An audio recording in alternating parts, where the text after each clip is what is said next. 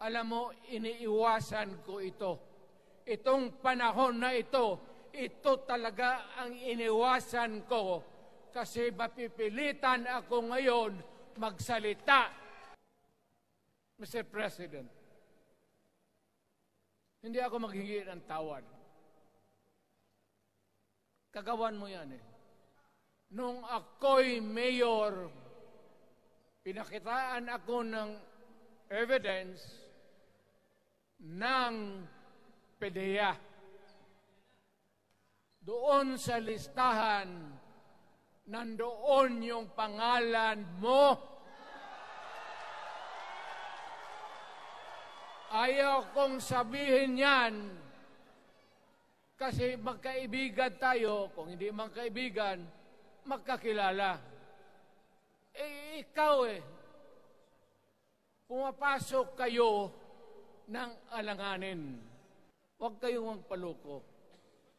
Alam mo, Parliament, ang ambisyon niyan, karamihan, galing kay Lisa Marcos, pati kay Romualdez. Bongbong bangag yan.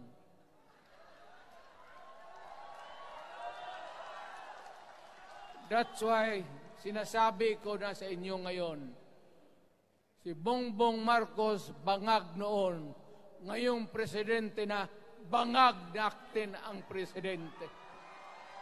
Kayong mga military, alam ninyo yan. Lalo na yung nasa Malacanang.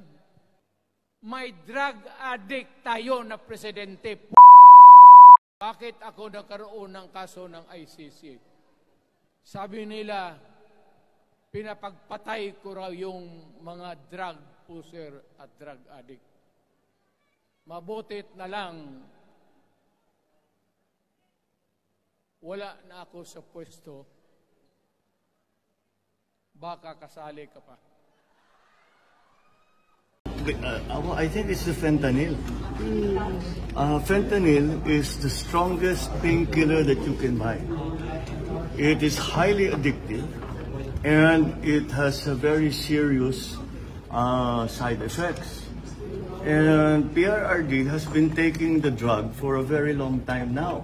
When was the last time he told us that he was taking fentanyl? 5-6 years ago, something like that. After 5-6 years, it has to affect yung kaya alaway ko kaya nagkakaganyan. So you know, I hope his doctors take better care of him. Hindi pinapabayaan itong mga nagiging problema.